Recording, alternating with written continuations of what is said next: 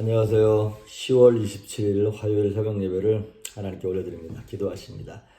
예수님 감사합니다. 오늘도 이 아침에 주님과 함께 하루를 시작하며 어제보다도 오늘 더 주님을 목말라하고 십자가로 가까이 가게 하시니 감사합니다. 하나님 주시는 말씀을 인하여 영혼이 깨닫게 하시고 죄를 보게 하시며 회개하고 돌이켜 고치며 거룩한 인생, 담대한 인생으로 이 땅을 살아갈 수 있도록 성령님 기름 부으시고 오늘도 동행하여 주시옵소서. 감사드리옵고 예수님의 이름으로 기도했습니다. 아멘. 우리 예찬송가 502장, 새찬송가 445장 태산을 넘어 험곡에 가도 좀 박자 바꿔서 힘차게 부르도록 하겠습니다. 태산을 넘어 험곡에 가도 뒷가운데로 걸어가면 주께서 항상 지키시기로 약속한 말씀 변치 않네. 하늘의 영광 하늘의 영광 나의 맘속에 차고 넘쳐 할렐루야를 힘차게 불러 영원히 주를 찬양하리. 캄캄한 밤에 다닐지라도 주께서 나의 길 되시고 나에게 밝은 빛이 되시니 길 잃어버린 염려 없네. 하늘의 영광 하늘의 영광 나의 맘속에 차고 넘쳐 할렐루야를 힘차게 불러 영원히 주를 찬양하리. 광명한 그리 마음의 바람 찬란한 천국 바라보고 할렐루야를 힘차게 불러 날마다 빛에 걸어가리.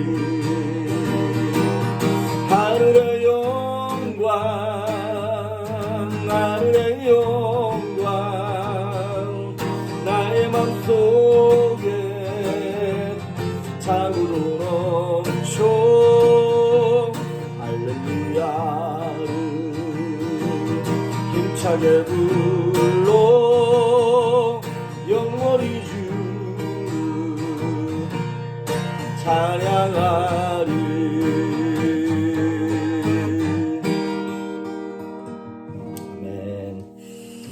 오늘 우리에게 주시는 말씀은 마태복음 5장 13절에서 16절에 있는까지 말씀입니다. 마태복음 5장 13절에서 16절에 있는 말씀까지 제가 봉독해 올립니다. 너희는 세상의 소금이니 소금이 만일 그 맛을 잃으면 무엇으로 짜게 하리요? 후에는 아무 쓸데없어 다만 밖에 버려져 사람에게 밟힐 뿐이니라. 너희는 세상의 빛이라. 산 위에 있는 동네가 숨겨지지 못할 것이요 사람이 등불을 켜서 말 아래에 두지 아니하고 등경 위에 두나니 이러므로 집안 모든 사람에게 비치느니라. 이같이 너희 빛이 사람 앞에 비치게 하여 그들로 너희 착한 행실을 보고 하늘에 계신 너희 아버지께 영광을 돌리게 하라. 아멘. 우리가 어제까지 팔복을 다 마무리했고 지금 계속 이제 무슨 내용이냐면 이걸 산상수훈이라 그러죠. 5장, 마태복음 5장, 6장, 7장 이거 다 산상수훈에 들어가 있는 말씀입니다. 오늘 예수님 말씀하시기를 너희는, 여기서 너희는 그냥 불특정 다수의 아무나 얘기하는 것이 아니라 위에 나와 있던 팔복의 말씀들을 듣고 그 말씀들을 신앙인의 기준으로 삼고자 하는 그 성도들은 세상의 소금이다. 지금 이렇게 얘기하고 있습니다. 우리가 이제 흔히 뭐 빛과 소금, 소금과 빛 이런 말을 하는데 굉장히 유명한 말씀 아닙니까? 그런데 소금의 역할을 한번 보자는 거예요. 많은 사람들이 소금의 역할이 뭐 여러 가지가 있겠지만 크게 보면 두 가지요. 하나는 방부제 역할을 하는 거죠. 썩는 것을 막는. 그리고 또 하나는 뭐냐면 맛을 내는 역할을 합니다. 그런데 의외로 교회 안에서 성도들도 이렇게 생각을 하는 것 같아요. 막 세상을 보면서 막 뭐 세상 돌아가는 걸 보면서 교회가 소금의 역할을 제대로 못했기 때문에 세상이 이렇게 썩었다고. 뭐 틀린 말은 아닙니다. 교회가 역할을 제대로 했다면 이렇게까지 뭐 썩지 않겠죠. 그런데 우리 팔복을 사모하고 예수님을 닮아가기 원하는 성도들을 향하여 예수님 말씀하실 때 소금 같다고 얘기했잖아요. 그런데 오늘 13절에 보면 소금의 역할이 뭡니까? 메인 역할이 뭡니까? 짜게 하는 거예요. 맛을 내는, 짠맛에 초점이 맞춰져 있는 것이지 세상이 썩어가고 부패하는 것을 막는 방부제의 역할로서의 소금의 역할이 메인이 아니라는 것이에요. 많은 사람들이 성도의 어떤 그런 소금의 역할을 부패를 방지하는 차원의 윤리적이고 도덕적인 것에 초점을 맞춰서 결론을 어떻게 내냐면 소금이 되지 않아 이렇게 결론을 내리고 있어요. 예, 소금이 돼야죠. 썩는 것을 방지하는 역할을 해야죠. 하지만 그 부분이 예수님이 먼저 의도를 두시고 말씀하신 소금의 역할은 아니라는 것이죠. 예수님이 말씀하시는 첫 번째 소금의 역할은 부패 방지가 아니라 짠맛을 내는 것입니다. 그래서 그 짠맛을 내는 것을 제대로 못 내면 밖에 버려져 사람들에게 밟힐 뿐이다.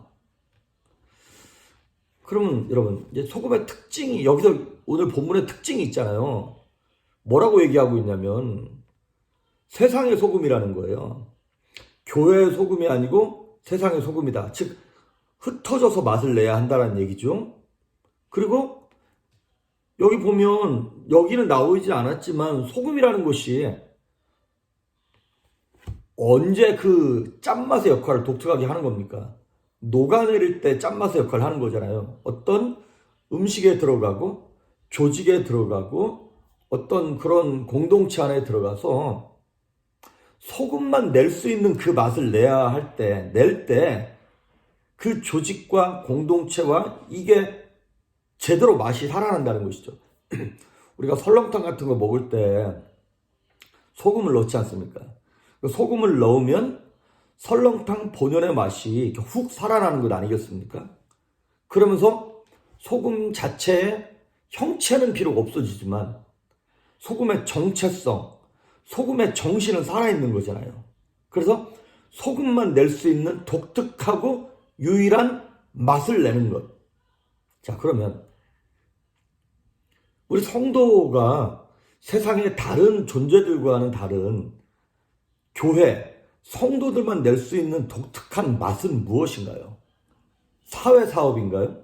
그거 뭐 천주교나 절에서도 그런 거 많이 하죠. 뭐 고아원을 돕는다든가 뭐 빈민을 돕는다든가 뭐 이런 거, 그것이 교회만의 독특한 그건 아니죠. 세상의 다른 단체도 할 수 있는 것이죠. 그러면 교회만 할 수 있는, 성도만 낼 수 있는 독특한 짠맛, 그건 과연 무엇일까요?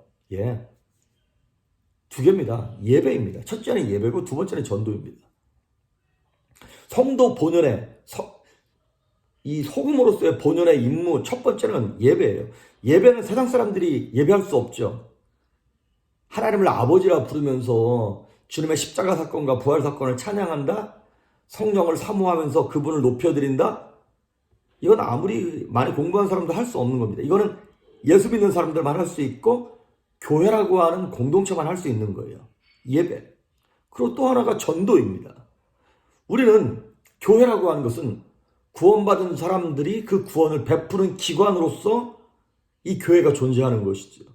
하나님을 예배하는 사람들이 그 예배의 기쁨을 세상에 전달하기 위해서 존재하는 자들인 것이죠.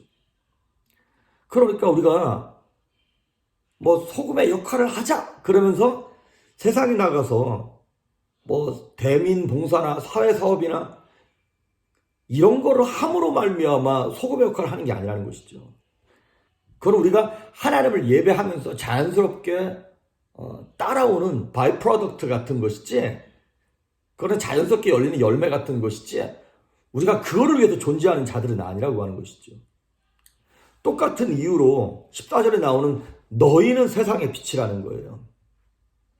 그러니까 빛도 마찬가지예요. 여기 보면 14절에 너희는 세상의 빛이라. 산 위에 있는 동네가 숨겨지지 못할 것이요.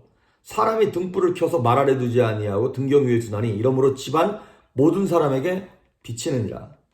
이것도 마찬가지입니다. 어떤 대상물을 비치는 행위 자체에 초점이 있는 것이 아니라 그냥 등경 위에 뒀더니 이 빛이 스스로 쭉 빛을 내는 거예요. 그냥 내가 보이려고 애쓰는 것이 아니라 누군가에게 보여지는 거예요.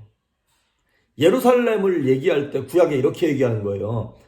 산 위에 있는 동네라는 거예요. 그래서 그냥 이렇게 예루살렘에 가려면 이렇게 산 위로 올라가야 되거든요. 그러니까 밤에 보면 예루살렘에서 불빛이 그냥 자연스럽게 비춰서 아, 저기가 예루살렘이구나라고 세상 사람들이 안다는 것이죠. 그래서 빛은 숨길 수 없는 것 아닙니까?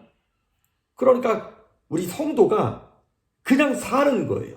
하나님을 예배하고 전도하는 삶을 그냥 살 때 우리의 삶이 주변 사람들에게 보여지게 되는 것이죠. 어떤 인위적이고 자기적으로 내가 소금의 역할을 해야 돼, 내가 빛의 역할을 해야 돼. 물론 소금과 빛의 역할을 해야 되지만 그게 메인이 아니라는 거예요. 우리가 하나님을 온전히 예배하고 주의 복음을 전하는 삶을 어떻게 하면 효과적으로 살아낼 것인가라고 하는 것에 초점을 맞추다 보면 자연스럽게 세상이 원하는 소금과 빛의 역할도 따라오게 된다고 하는 것입니다. 그래서 결론은, 예수님의 결론은 너무나 명확합니다. 오늘 여기서 말씀해 주시는 것은 뭐냐면, 예수님은 이 말씀을 하면서 세상을 염두에 두고 말씀하신 것이 아니에요. 뭐 세상의 부패를 막고 세상이 어두워지는 것을 막아라, 그 차원에서 말씀하신 것이 아니에요. 만약에 부패 방지하는 차원에서 뭐 사회를 살리는 차원에서 이해한다면 교회가 해야 될 일은 사회 사업이고 대민 봉사겠죠. 하지만 교회는, 성도는 우리가 해야 될 일이 세상 그 어느 곳에서도 맡을 수 없고 맡겨지지 않았던 그 소금으로서의 독특한 맛, 빛으로서의 그 복음 사역을 우리가 감당해야 한다는 것입니다. 그래서 너희는 세상의 소금과 빛이다 라고 얘기했을 때 가장 중요한 것은 내가 주님을 위해서 무엇을 얼만큼 하느냐에 초점이 맞춰 있는 것이 아니라 내가 주님과 어떤 관계가 있느냐에 초점이 맞춰진 것이죠. 다른 말로 얘기하면 doing, 무언가를 하는 doing의 문제가 아니라 being, 내가 어떤 존재인가, 내가 누구인가가 중요한 것이라고 하는 것이죠. 소금과 빛이 되려는 노력을 하지 말라는 것이 아니라 내가 누구인가를 깨달으면 그 존재에 대한 각성이 되기만 한다면 그 다음부터는 억지로 뭘 하는 게 아니에요.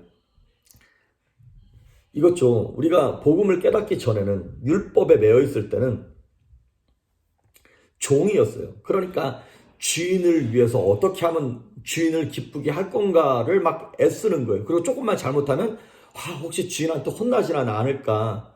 그리고 종들은 뭐예요? 실적과 업적으로 평가받는 거잖아요.